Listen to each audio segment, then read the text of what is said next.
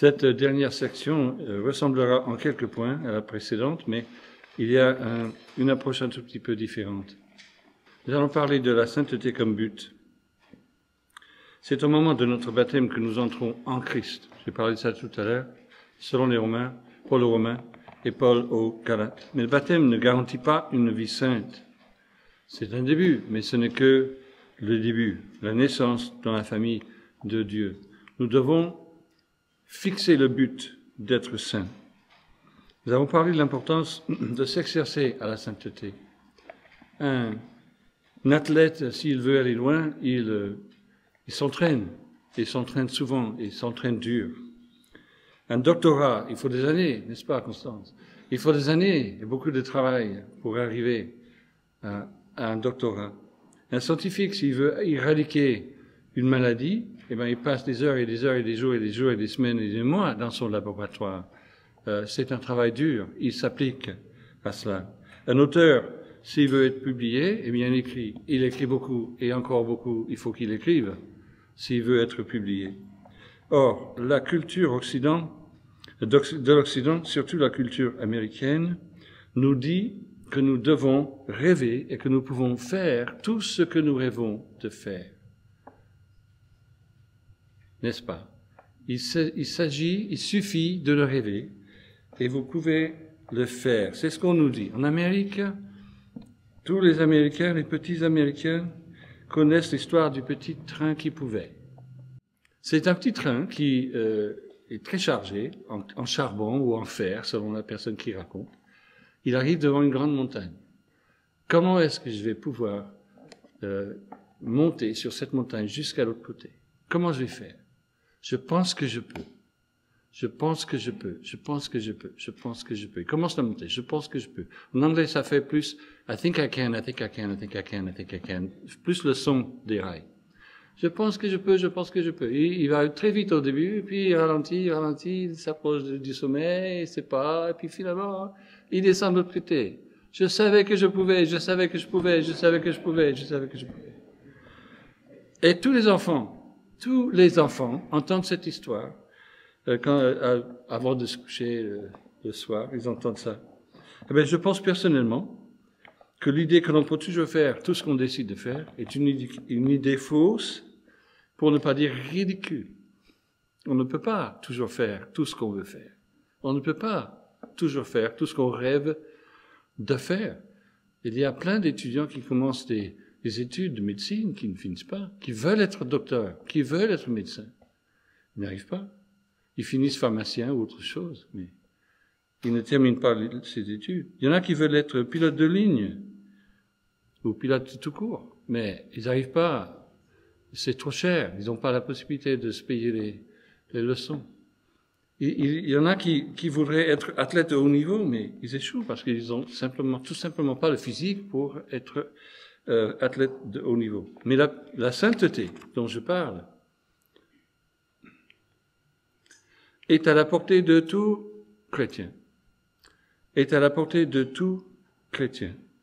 Dieu nous appelle à la sainteté, ce qui veut dire que la sainteté est possible pour chaque chrétien. Lorsque nous sommes baptisés en Christ, nous sommes des enfants dans la foi. Mais nous devons ne pas rester enfants. Notez que je n'ai pas dit nous ne devons pas rester enfants. Nous devons ne pas rester enfants. Nous devons ne pas rester enfants. Vous connaissez, je connais des chrétiens qui sont chrétiens depuis 10 ans, 20 ans, 30 ans, qui sont toujours des enfants dans la foi. N'est-ce pas? Les enfants, c'est mignon. Les enfants, c'est précieux. Les enfants, c'est fascinant. Les enfants, c'est beau. Mais ce ne sont que des enfants.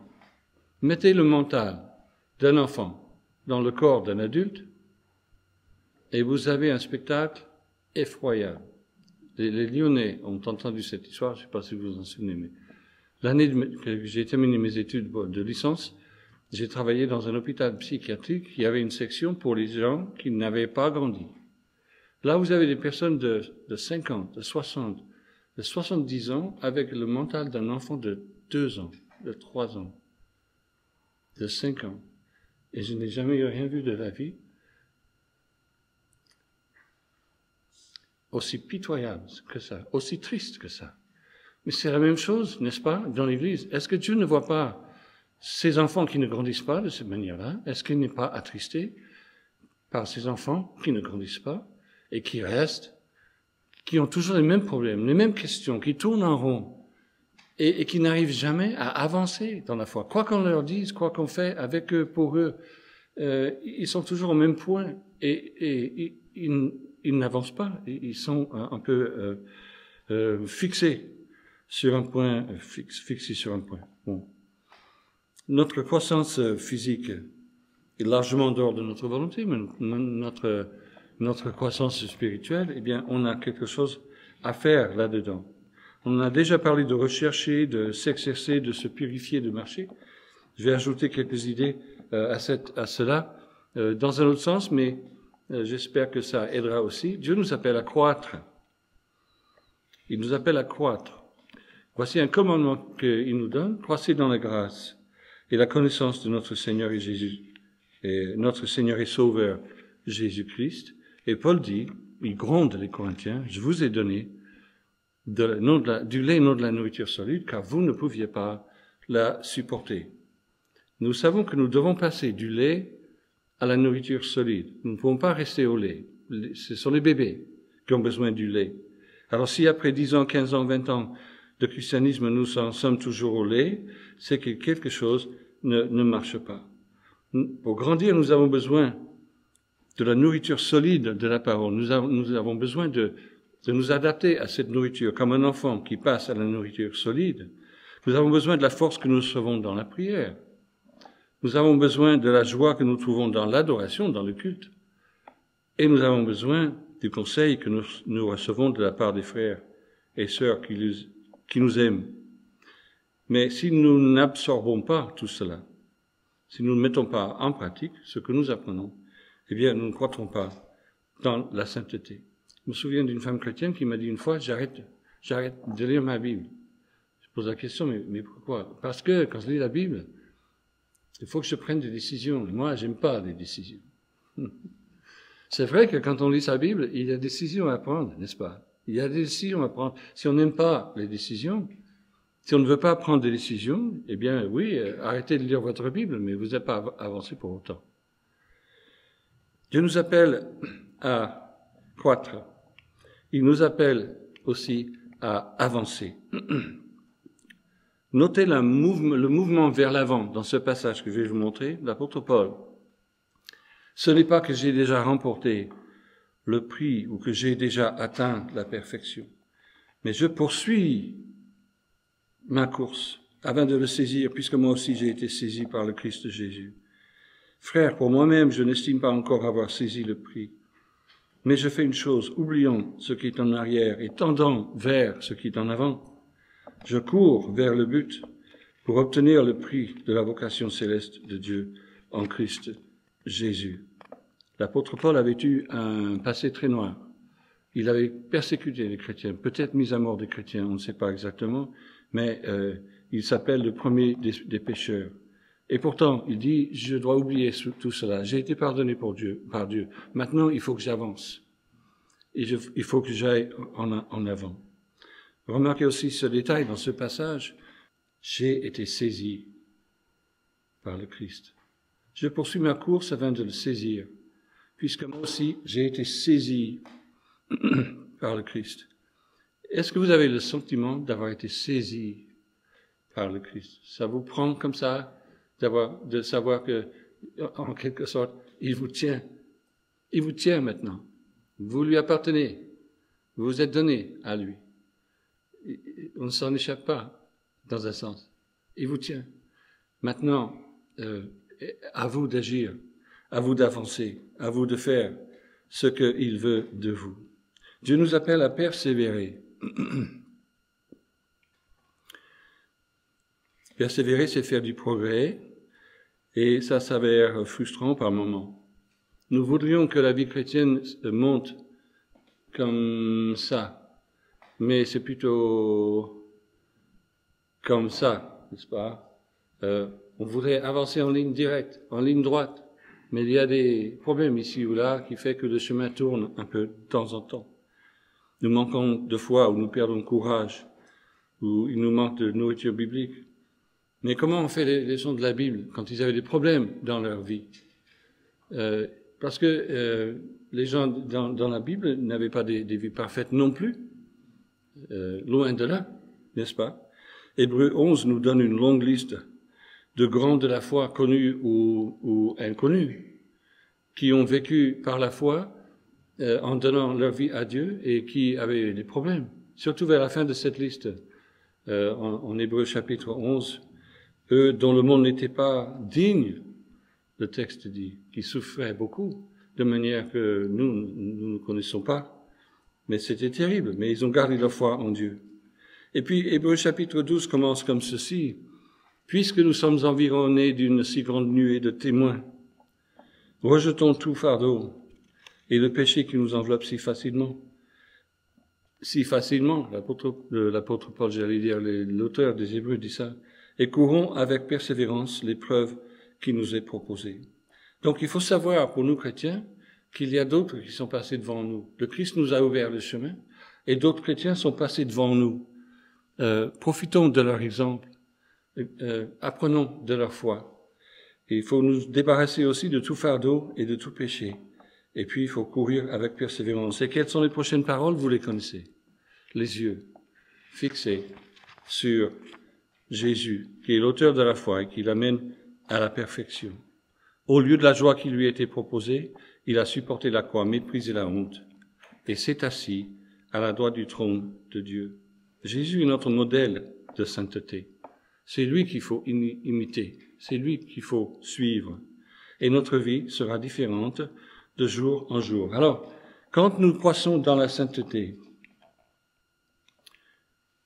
quand nous avançons dans la sainteté, quand nous persévérons dans la sainteté, eh bien Dieu est glorifié, premièrement. J'ai mis ça en premier, Dieu est glorifié. Deuxièmement, nous devenons plus mûrs en Christ. Et troisièmement, d'autres sont attirés vers le Christ. Combien de chrétiens sont chrétiens aujourd'hui, peut-être parmi vous? Parce que vous avez observé un autre chrétien, sa manière de vivre, sa manière de réagir aux problèmes de la vie, sa foi, sa joie d'appartenir à Dieu, les décisions qu'il prenait, sa manière d'être en soi, ça attire. Et les gens veulent savoir d'où vient cette idée, d'où vient cette joie, d'où vient cette consécration, d'où vient cette foi, d'où vient cette manière d'aborder même les problèmes de la vie avec joie.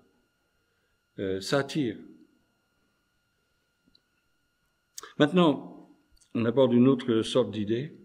Lorsque nous fixons la sainteté comme but, nous allons parfois nous rendre compte que nous avons porté atteinte à la sainteté de Dieu, même sans le vouloir, par nos propres actions, et cela va nous faire souffrir. On souffre parfois quand on se rend compte à quel point nous décevons Dieu. Mais la contrition, parce que ça s'appelle la contrition à mon avis, j'appelle ça la vertu oubliée, est trop souvent comprise comme une émotion à ressentir après coup, après un péché ou un manque quelconque. Mais en fait, la contrition doit être une réaction constante devant Dieu et devant sa sainteté. Tozer, encore lui, a dit, la contrition c'est un sentiment profond d'insuffisance personnelle dans la présence du Tout-Puissant. Quand David a dit, vous connaissez, on a parlé aujourd'hui de son péché avec Bathsheba, dans le psaume 51, quand il a dit le sacrifice agréable à Dieu, c'est un esprit brisé, un cœur brisé et contrit, ô Dieu, tu ne le dédaignes pas. Il n'était pas en train de parler de sa manière de penser après son péché avec Bathsheba. Je pense qu'il est en train de parler de ce qu'il aurait dû ressentir avant ce péché, ce qui lui aurait évité ce péché. Il n'avait pas un cœur brisé devant Dieu. Et c'est ce qui a fait qu'il a commis ce péché. La contrition, c'est une attitude constante devant Dieu. Pas juste le remords quand on découvre qu'on a fait une mauvaise chose. Je me souviens, il y a bien des années de ça, à la fin des années 80, au début des années 80, J'étais à Marseille pour une campagne d'évangélisation et le matin on faisait un petit moment de chant et de prière avant de sortir pour la journée. Et il y avait un jeune homme suisse qui était là de Lausanne, qui s'est levé et qui a dit « J'ai quelque chose à dire ». Alors il a commencé. Ce qu'il nous faut en Europe, c'est plus de... Et il a hésité à ce moment-là. Et puis moi, je terminais sa phrase pour lui. Plus de travailleurs, plus d'argent, plus d'intérêt des Américains, par exemple, pour envoyer des missionnaires, plus de consacration à Dieu, etc. Il a fini sa phrase, plus de cœurs brisés. Nous avons besoin de plus de cœurs brisés. Et il avait raison. Moi qui avais terminé sa phrase n'importe comment, j'avais honte de moi. Parce que je pensais humainement, il nous faut plus d'argent, plus de gens. Non, il faut que nos cœurs soient davantage brisés devant Dieu. Le cœur contrit, le cœur brisé ne pourra jamais prendre des libertés avec la sainteté de Dieu. Il ne pourra jamais prendre des libertés avec le pardon de Dieu. Le cœur brisé et je pense plutôt qu'aucun cœur ne peut être contrit s'il n'a pas fixé la sainteté comme but. Si nous arrêtons de travailler à la sainteté, le diable sera toujours là pour nous offrir d'autres options, n'est-ce pas? La vraie contrition, la vraie recherche de la sainteté souffrira quand même quand on voit les autres s'attaquer à la sainteté de Dieu. Je sais pas si vous voyez ce que je veux dire. Même quand on entend d'autres personnes parler mal de Dieu ou mal agir envers Dieu, ça nous fait mal dans notre cœur de voir d'autres personnes.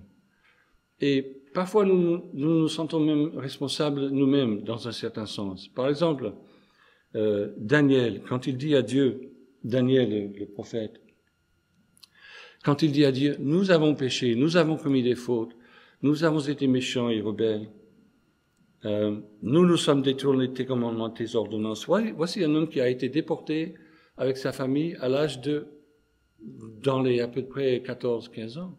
Il n'avait pas fait ses péchés, mais il avait cet amour pour sa nation et son peuple que en voyant son peuple faire les choses que son peuple avait fait, il avait assumé lui-même la responsabilité dans son cœur des péchés des autres, qu'il n'avait pas commis lui-même. Nous avons péché, nous avons commis. Ça, c'est de la contrition devant Dieu. Ça, c'est un cœur contrit et brisé devant Dieu, qui se charge de la responsabilité du péché commis par les autres, parce que ça l'attriste. Néhémie fait la même chose, en quelque sorte. Nous avons vraiment mal agi envers toi et n'avons pas observé tes commandements et les ordonnances que tu as données à Moïse, ton serviteur. Néhémie se trouvait à plusieurs générations des événements concernant la chute de Jérusalem. Et pourtant, il s'est lamenté devant cette catastrophe, comme s'il avait vu lui-même les murailles en flammes, comme s'il avait vécu lui-même ces déportations. C'est une sorte de sentiment du cœur, principal composant de ce que nous appelons piété. Tout à l'heure, nous avons parlé de piété.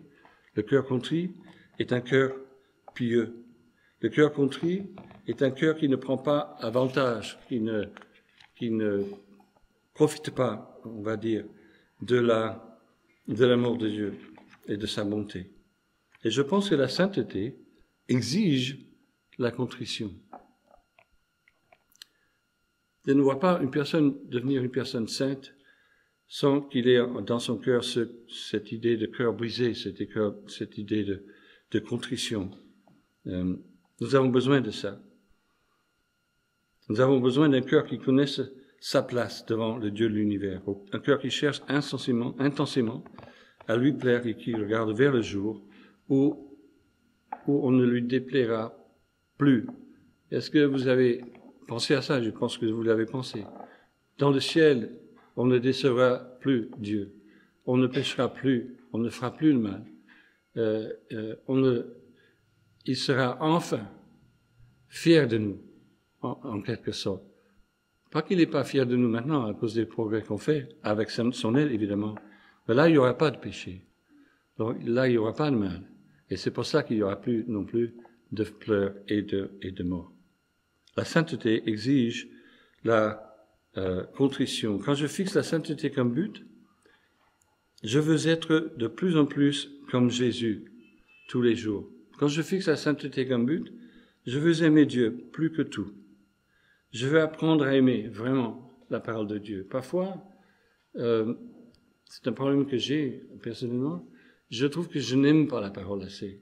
On l'étudie, on la creuse, on apprend des choses, mais est-ce qu'on aime cette parole? Est-ce que nous avons un vrai amour pour cette parole qui nous a été donnée?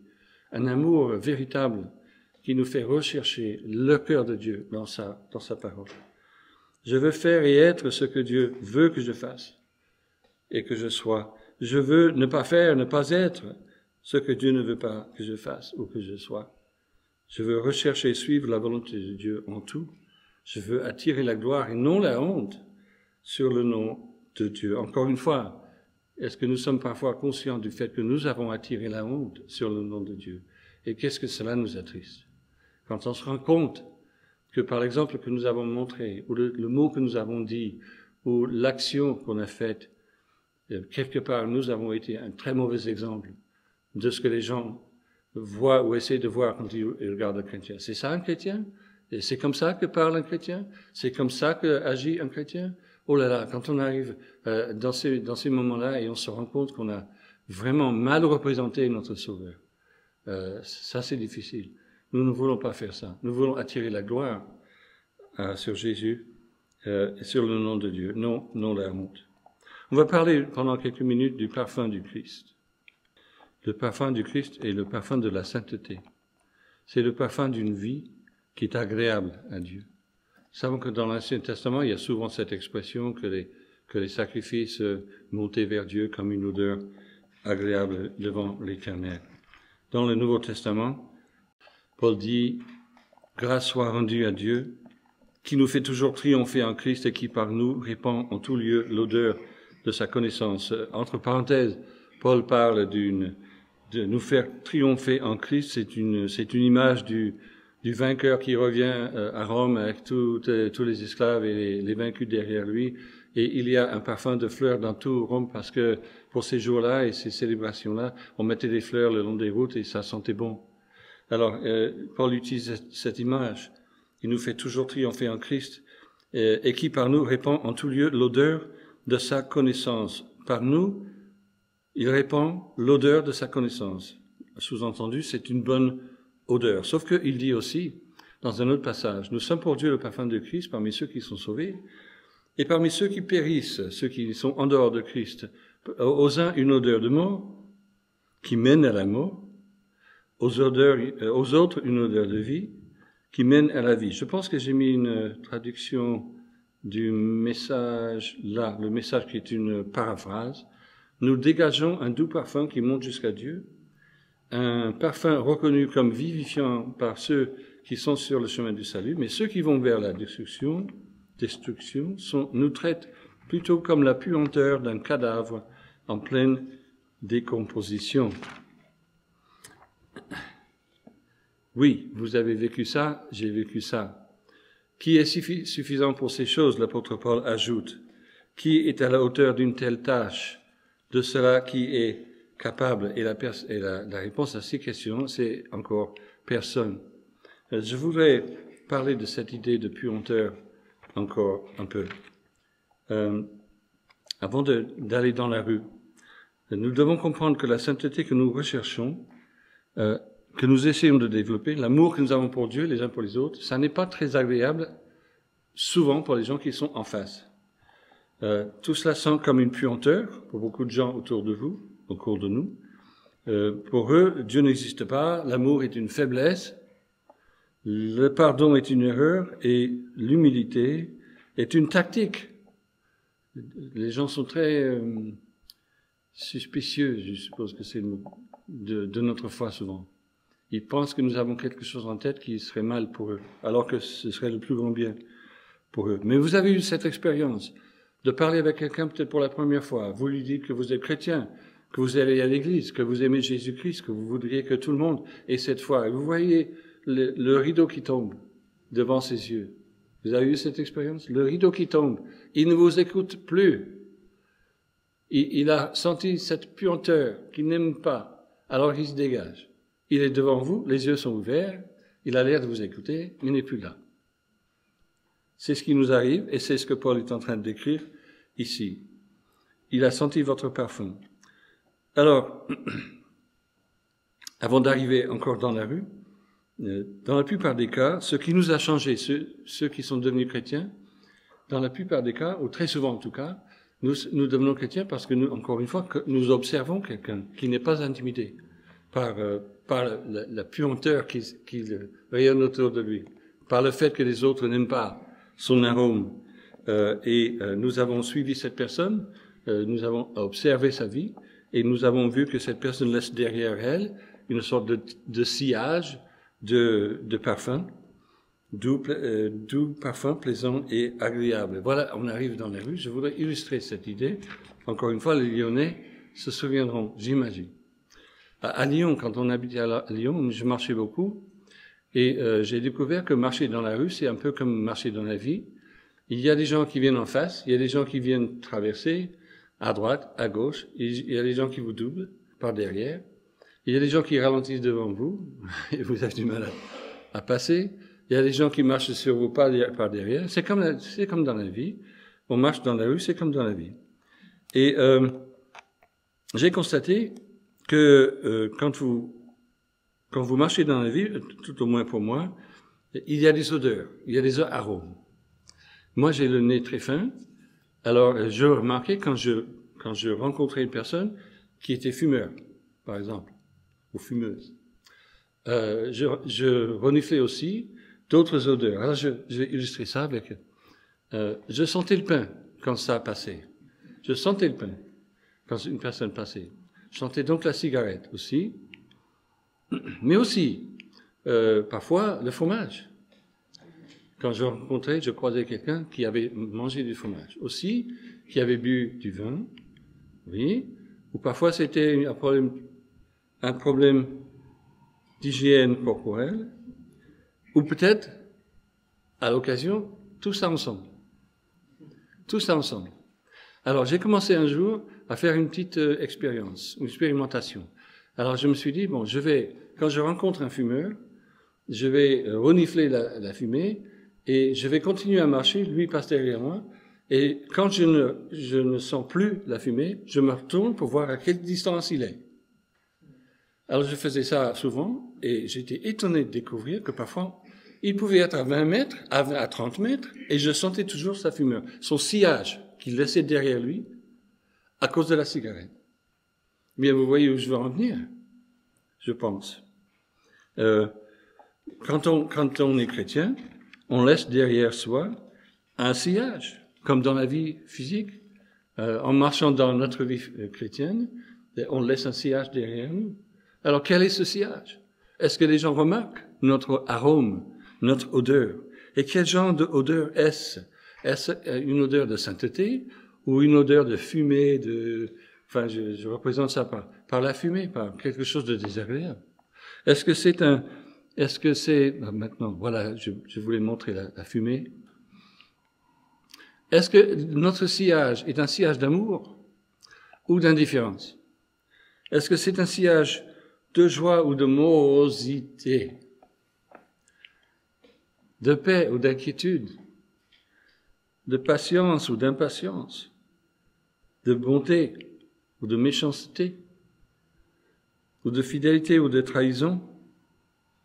Ah, j'y suis pas encore. Bienveillance ou hostilité, fidélité, trahison, douceur ou dureté, maîtrise de soi ou indiscipline.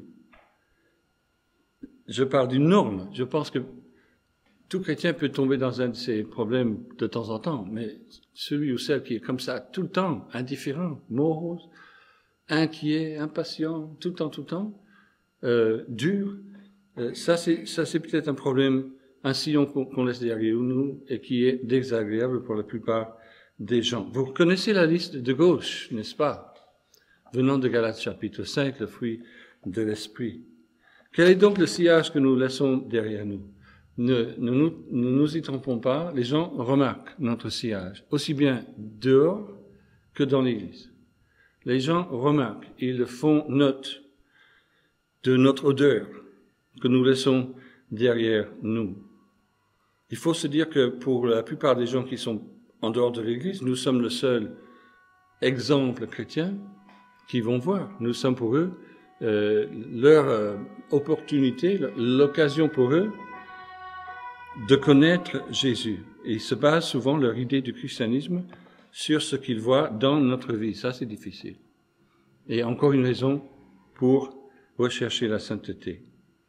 Une dernière chose dans ce contexte, le parfum de notre vie doit être la sainteté du Christ. Ce qui veut dire que l'odeur que nous avons pour Dieu dépend de l'odeur que nous avons pour le monde. Et vice-versa, l'odeur que nous avons pour le monde dépend de l'odeur que nous avons pour Dieu. Jean 2, d'où vient cette idée? Ça, c'est pas une citation de Jean, 1 Jean 2, 15 à 17, mais c'est une paraphrase.